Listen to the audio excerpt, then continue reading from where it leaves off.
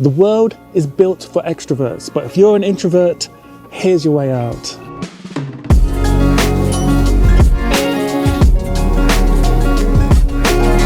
Over the next 20 minutes, I'm going to show you how I went from being too anxious to put my hand up in class to earning my first 1K through content creation, without having to deal with clients face to face, without having to attend meetings, and without having to perform for anyone but a camera.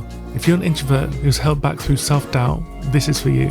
By the end of this video, you'll understand exactly why YouTube and online content is a perfect side hustle for people just like us.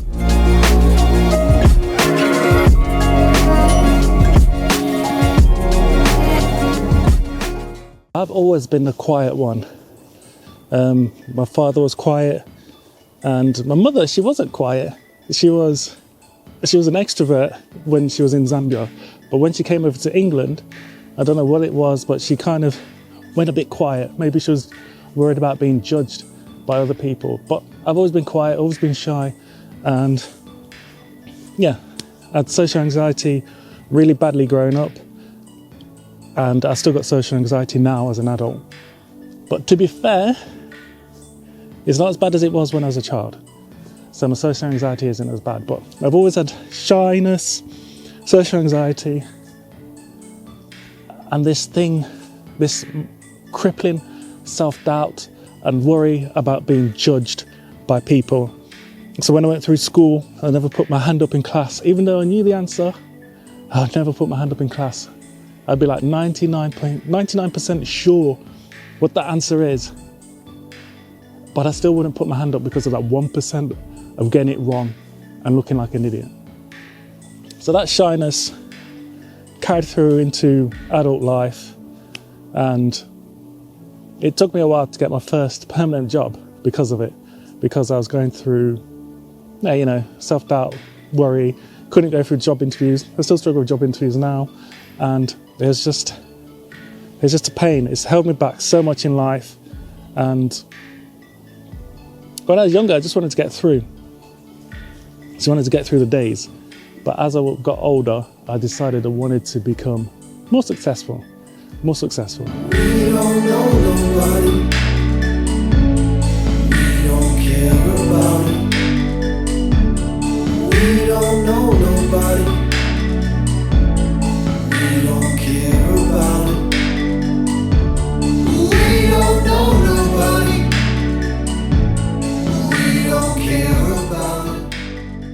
But I wanted more. I finally wanted more. So when I left school, which I left school early because I didn't get any qualifications, but I went through a phase where I did some temporary work. I couldn't go through job interviews, but doing agency work was fine. So you just get a job, you do a few days here, a few days there. It's usually factory work.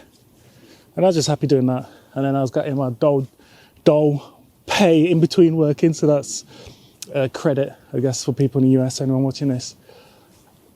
But then finally, I managed to get a full-time job. When I was 27 years old, I got my first ever full-time office job. I was only photocopying, because obviously I didn't have any qualifications and I just had factory work behind me.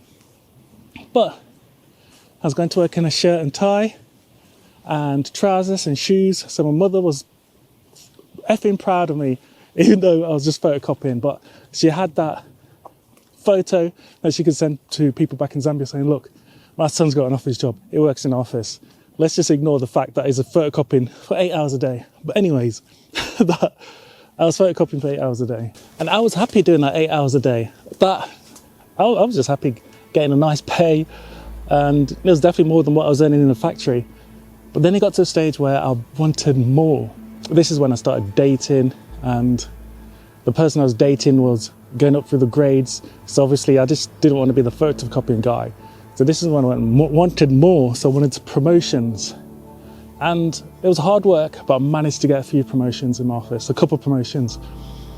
I'd apply for 10 jobs and managed to get 1 or 2.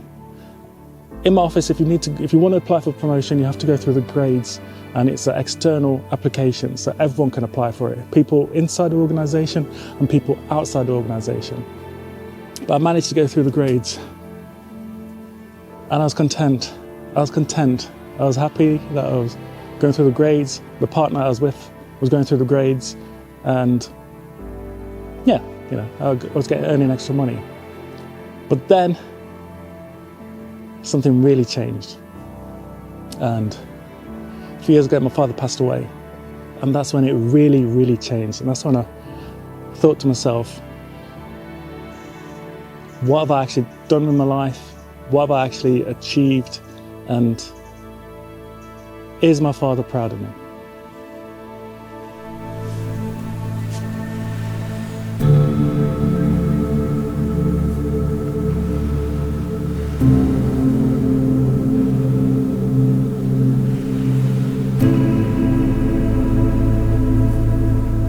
Obviously he was proud of me. My father is proud of me. Obviously he's proud of me. He told me he's proud of me. But I didn't feel like I've done anything to make him proud of me. So when I was a kid, I really liked films. Everyone used to talk about their favourite actors. I used to always talk about my favourite directors and people behind the films. I like Guy Ritchie. Don't judge me. I was young when I first came into Lock, Stock and Snatch. So I'd always been into filmmaking, always been like thinking about how films were made, but I never really studied it. Like I said, when I was younger, I had self-doubt, I had confidence issues. Doing something like that would have been way out of my comfort zone. I did not even consider it. I couldn't even function around people, let alone film people. But then I decided to learn filmmaking.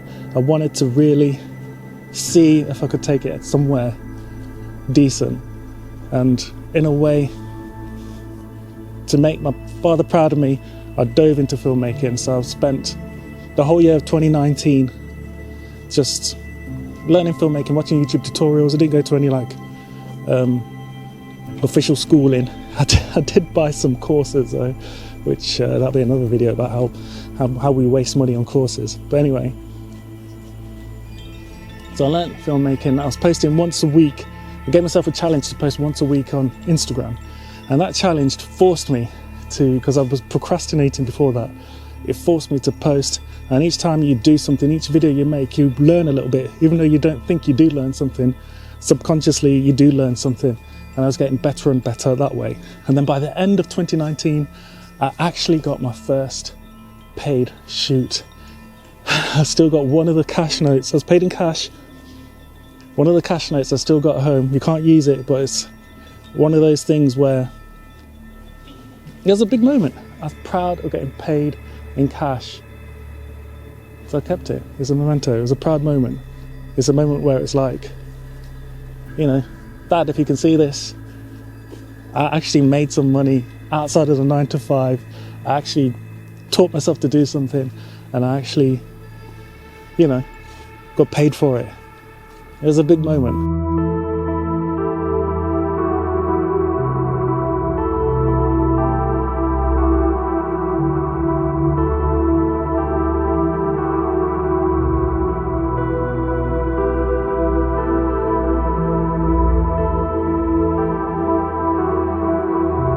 So actually 2020 was an interesting year. Just as the business was taking off, we obviously had that thing that happened. So there was a few on and off months during that period. But all in all, it was pretty much a successful year because I was gaining a lot more clients, and I managed to get myself into the gym, surprisingly, the gym bro niche. So I was doing like gym videos, like the home fitness world took off during that period. So when everyone got back to the gym, it was like the in thing to do, like health and fitness, and gym bros with their YouTube channels. YouTube was taking off, home businesses were taking off, people were getting into shape. So that's the niche I went into, as well as doing like small businesses. But the main source of income was just repeated clients in the gym industry. So that was pretty cool. Tiring, because those guys can move around a lot, and I was struggling just to keep up with them. That's when I knew that I was unfit. By the time 2021 came along, I got asked to film a wedding. A wedding is something that I did not want to take part in, did not think I was capable of doing, but it was someone at work, their daughter was getting married, and they asked me to film the wedding. I was like, no, I'm not going to do this. I can't do this. I'm not trained to do weddings. But I said yes, I would do it. The date got moved a few times, but because of the pandemic restrictions. But when we finally did film it, it turned out to be such. It was a struggle on the day. I'm not going to lie, and it was a bit of a headache putting the thing together. When I gave it to the couple, and they loved it, and they told me that they were crying. It was such a good feeling that it made me think wedding videography is something that I need to pursue. So I tried to transition from Gym Bros to wedding videography, and obviously the main focus there was kind of like the income opportunity, because I was still working a 9 to 5. I've not left my job since that job that I picked up at 27.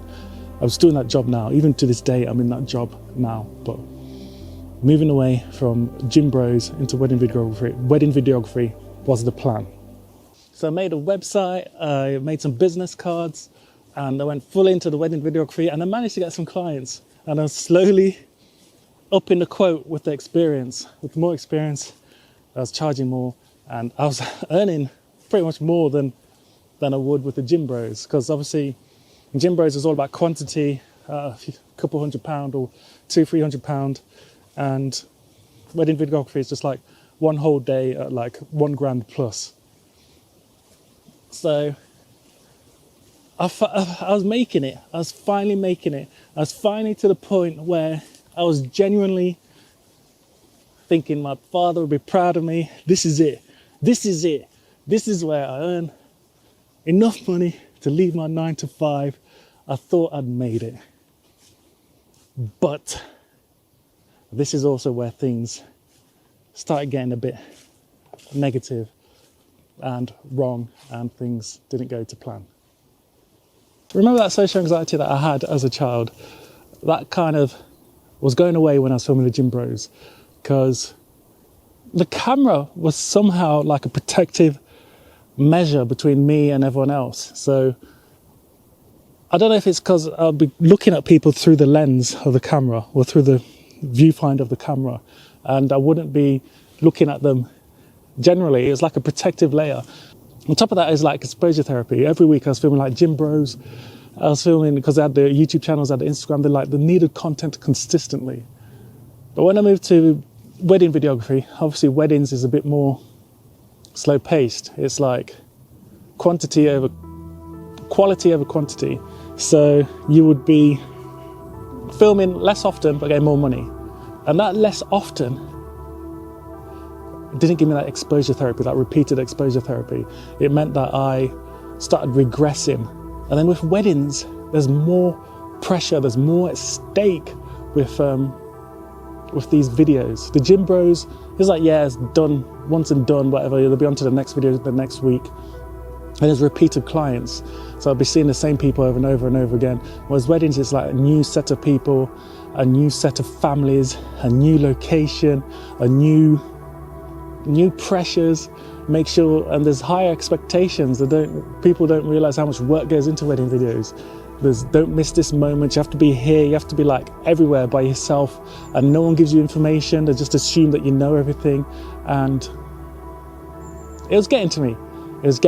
And obviously weddings are in the summer, so I struggled with heat. So the heat wasn't helping. It was just the social anxiety and the nervousness, the self-doubt, the worry about if they'll like the video, the worry if I'll miss an important moment, the worry if I'd ruin something, the worry if I'd be too sweaty there, the worry of like being late. It just kept getting worse and worse and worse, to the point where I just had to get out. Even though I'd made it, I was earning like over £1,000 per wedding, and if we went down that route, I could have expanded it, and I could have made it bigger, and it could have led to me leaving my 9 to 5. It was crippling me. I would get nervous before the day, and when I was on the day, I would just be waiting for the day to end. I know it sounds bad, but that's how bad my social anxiety was getting, and the self-doubt and the nerves, and just too much. It's too uncomfortable. So I had to get out. I had to get out, even though I kind of made my father proud in a way, but it's something I had to do. I just had to get out. I had to stop.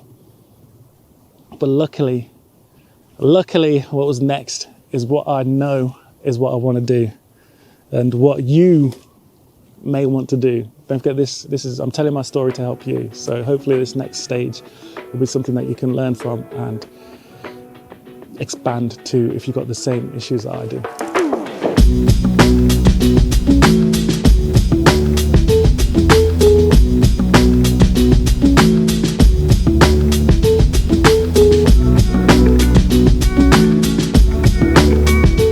So I think I am going to have to, I don't know if you can see how much sweat is going on. My situation is very dire and I am going to have to take this jacket off because I'm too hot.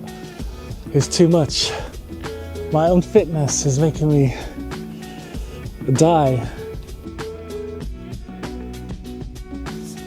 So that's when I decided to start a YouTube channel. I figured that I love YouTube. I was watching YouTube a lot at the time. Like I said, the YouTube channel helped me learn how to film. That's where I learned all the tutorials that taught me how to film. And I was still constantly watching those tutorials and watching those YouTubers become vloggers and watching their channels grow. And yeah, it was good to see. I wanted to be part of it. I liked the idea of making vlogs. So I'm making this vlog right here. Trying to make a vlog right here. So I went down that route. I already had a small channel that started at the beginning of 2020, but that was just for me to put my work on. So I went down the route of having an entertainment channel and filming and talking about Formula One and how it helps me and possibly you if you've got social anxiety or you're introverted and you struggle with public places. Like online content, even though some people, for some reason, they're scared of talking to the camera and they're scared of expressing themselves on camera. Even though I've got social anxiety, even though I'm a shy person, even though I struggle with public speaking, even though I struggle with talking to people in social situations, being here, talking to you right now, I'm by myself. I'm literally by myself. And when I'm at home talking to the camera in my room, doing those videos that sometimes I script and, all my other videos basically, I'm by myself. If I make an idiot out of myself on camera, I just delete it. I don't have to put it in the video. No one's there to see it. Literally, it's just me who sees it.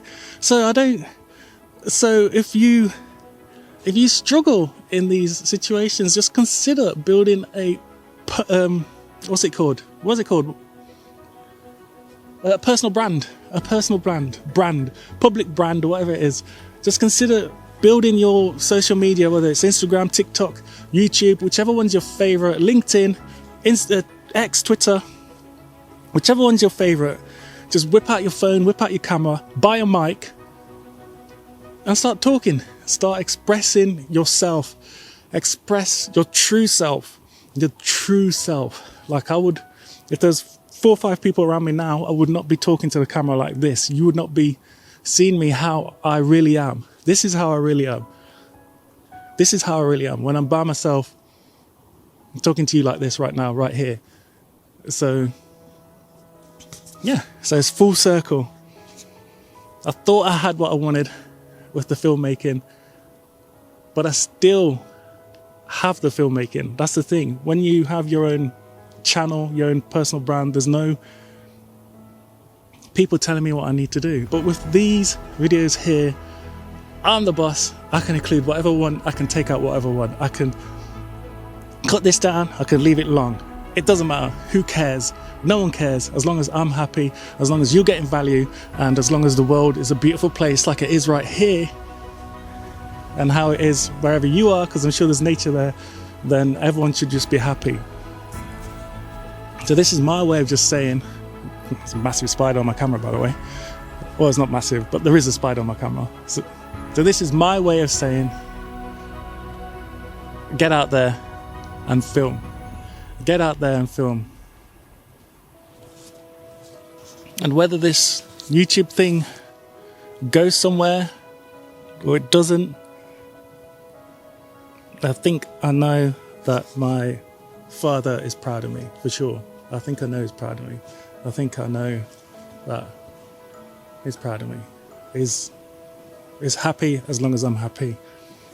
And I'm happy right now with my YouTube channels, with YouTube. I'm happy with how it's going and